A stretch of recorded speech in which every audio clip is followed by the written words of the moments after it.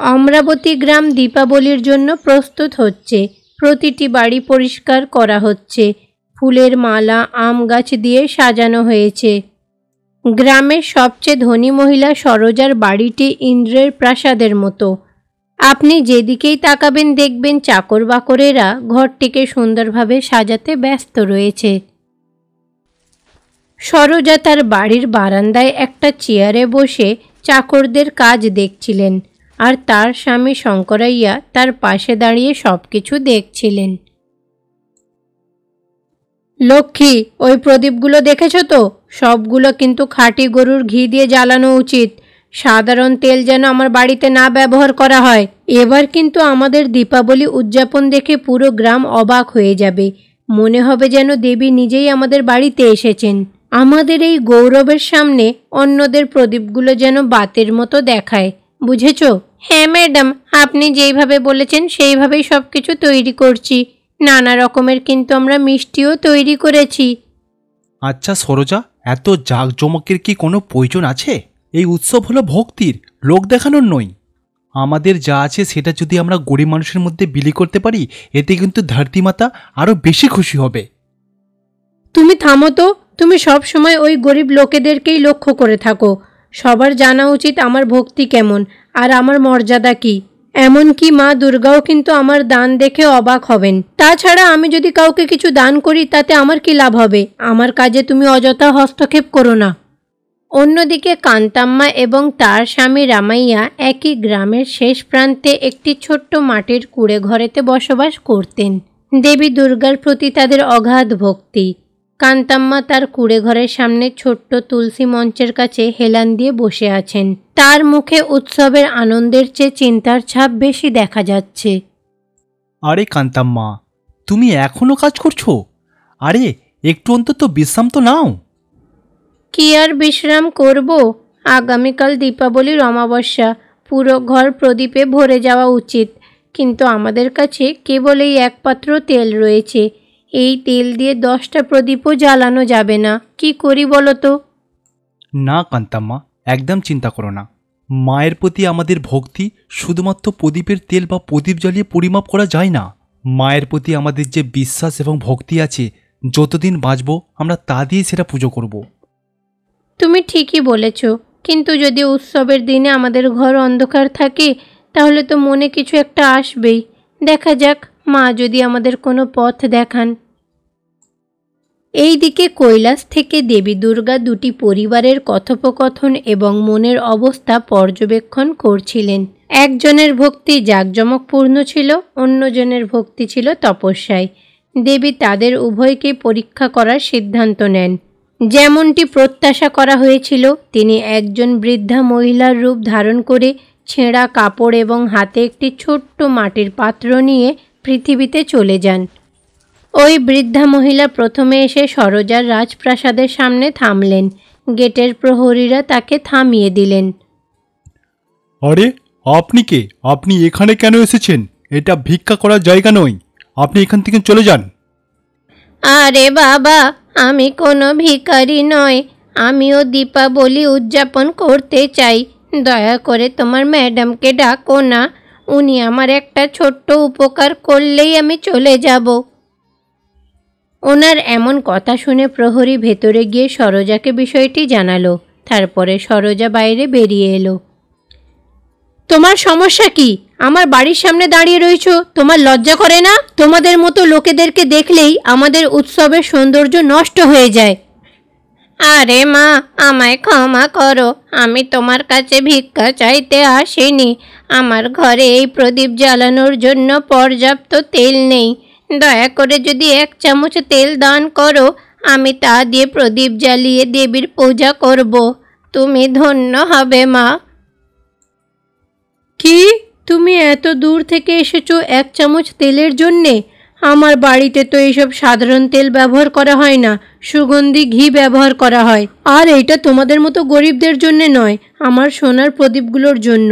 আর যদি তুমি প্রদীপ জ্বালাতে এত আগ্রহী হও তাহলে দেবী দুর্গার কাছে গিয়ে যাও, অনুরোধ করো, উনি তোমাকে দেবেন। কেন, উনি কি তোমায় দিতে পারেন না? যাও, এখান থেকে যাও তো এখন। এইদিকে শঙ্করাইয়া ভেতর থেকে এসে বৃদ্ধা মহিলার প্রতি করুণা করলেন এবং তাকে কিছু দিতে চাইলেন, কিন্তু যখন সরোজা তার দিকে তাকালেন তখন তিনি কিছুই করতে পারলেন না, চুপ করে দাঁড়িয়ে রইলেন। লজ্জায় ওই বৃদ্ধা মহিলা মাথা নিচু করে ধীরে ধীরে সেখান থেকে সরে গেলেন। তার চোখে জল এসে পড়ল। তারপর তিনি কান্তাম্মার ওই ছোট্ট কুঁড়ে ঘরের দিকে এগিয়ে গেলেন। বাইরে বসে থাকা কান্তাম্মা বৃদ্ধা মহিলাকে দেখে উঠে দাঁড়ালেন। আরে মা, আপনি কে? আপনাকে খুবই ক্লান্ত দেখাচ্ছে। বাড়ির ভেতরে আসুন, একটু জল পান করুন। না মা, যদিও আমার খুব ঘুম পাচ্ছে, তবুও আমার মনের একটা ইচ্ছা আছে। আজ তো দীপাবলি, তাই না? এই ছোট্ট প্রদীপে তেল ঢেলে আমার ঘরের অন্ধকার দূর করার জন্য পুণ্য করো মা। কান্তাম্মা এক মুহূর্ত ভাবলেন। তাদের কাছে কেবল সামান্য তেল ছিল, তাদের পূজার জন্য তা যথেষ্ট ছিল না। কিন্তু উৎসবের দিনে তিনি একজন বৃদ্ধা মহিলাকে হতাশ করতে চাননি। হ্যাঁ, অবশ্যই দেব। বলা হয় যে অতিথি ঈশ্বরের সমান। এই দীপাবলিতে কারোর ঘর অন্ধকার হওয়া উচিত নয়। দেখুন, আমাদের কাছে শুধুমাত্র এই পাত্রতেই এইটুকু তেল রয়েছে। অর্ধেক আপনি নিন আর অর্ধেক আমি নেব। মা দুর্গাই তো আমাদের এত কিছু দিয়েছেন, এর মধ্যে থেকে কিছুটা আপনি নিয়ে যান। এ নিন মা। এই বলে কান্তাম্মা তার পাত্র থেকে অর্ধেক তেল বুড়িমার প্রদীপে ঢেলে দিলেন। শান্ত হও মা, তোমার হৃদয় সোনালি। তুমি যে একটি প্রদীপ জ্বালাও তা হাজার প্রদীপের মতো উজ্জ্বলভাবে জ্বলজ্বল করে। করুণার দেবী তোমার ঘরে বাস করুক মা, প্রার্থনা করি। এই রকম আশীর্বাদ দিয়ে বৃদ্ধা মহিলা সেখান থেকে চলে গেলেন। সেই রাতটা সবেমাত্র এসেছিল। দীপাবলির অমাবস্যা ছিল। সরোজা তার ঘরকে হাজার হাজার ন্যাতি প্রদীপ দিয়ে সাজিয়েছিল। দামি রেশমের পোশাক, হীরের গহনা পরে সে গর্বের সাথে প্রদীপ জ্বালানোর জন্য প্রস্তুত ছিল। দেখো, দেবতারাও কিন্তু আমার ভক্তির সামনে মাথা নত করে। আমার ঘর কেমন আলোকিত। এইদিকে প্রথম প্রদীপ জ্বালানোর জন্য যেই সরোজা একটা দেশলাইয়ের কাঠি জ্বালালো, কিন্তু আশ্চর্যের বিষয়, প্রদীপটা জ্বলল না, কেবল কালো ধোঁয়া বের হলো। সে আবারও চেষ্টা করলো, আবারও একই ঘটনা ঘটল। তাই যতবার চেষ্টা করতো না কেন, বাতি তো জ্বলতো না। ফলে পুরো ভবনটা ধোঁয়ায় ভরে গেল। এইসব কি হচ্ছেটা কি? আমার ঘি কি ভেজাল হয়ে গেল? আমি এক্ষুনি চাকরদেরকে শাস্তি দেব। তারপরে সে রান্নাঘরে ঢুকে তাদের রান্না করা খাবারগুলো চেখে দেখল। অমৃতের মতো খাবারগুলো তেতো এবং নোনতা হয়ে গেল। তার গর্ব ও অহংকার মুহূর্তের মধ্যেই ভেঙে পড়ল। তার সমস্ত গৌরব অন্ধকার আর হতাশায় ডুবে গেল। ঠিক একই সময় কান্তাম্মা তার কুঁড়ে ঘরে অবশিষ্ট সামান্য তেল দিয়ে একটি মাটির প্রদীপ জ্বালালেন। হে মা দুর্গা, আমাদের ভক্তি গ্রহণ করো। এই ছোট্ট প্রদীপের আলোয় আমাদের জীবন থেকে অন্ধকারকে দূর করো মা তুমি। কি আশ্চর্য! সেই একটা প্রদীপ থেকে নির্গত আলো সূর্যের আলোর মতো জ্বলতে শুরু করে। পুরো ছোট্ট কুঁড়ে ঘরটি সোনালি আলোয় ভরে ওঠে। তেল একেবারেই ফুরিয়ে যায়নি। প্রদীপটি আলোর পাহাড়ের মতো জ্বলতে থাকে। তারা যে সাধারণ চাল ডাল দিয়ে প্রসাদ হিসাবে ভগবানের সামনে রেখেছিলেন, সেটা দিয়েও অপূর্ব সুবাস নির্গত হতে লাগলো। সেই আলো এবং সেই সুবাস দেখে সমস্ত গ্রামবাসী অবাক হয়ে কান্তাম্মার বাড়ির সামনে হাজির হলো। তাদের মধ্যে কিন্তু গ্রামের প্রধান সব্বাইয়া বাবুও ছিলেন। তারপর সেই কুঁড়ে ঘরে সেই ঐশ্বরিক আলোর মধ্যে থেকে দেবী দুর্গা তার আসল রূপে আবির্ভূত হলেন। তিনি ছিলেন ৮ হাত বিশিষ্ট সিংহের উপর আরোহী এবং কোটি কোটি সূর্যকিরণের আলোকিত। যারা যারা এই দৃশ্যটি নিজের চোখে দেখেছিল তারা সকলেই ভক্তিতে তার পায়ে পড়ে গেল। সরোজা এই বিষয়টি জানতে পেরে দৌড়ে এসে মাকে দেখতে পেল। নিজের ভুল বুঝতে পেরে অনুশোচনায় কাঁদতে লাগলো। সরোজা, তোমার জাঁকজমকে কোনো ভক্তি নেই, আছে শুধু অহংকার।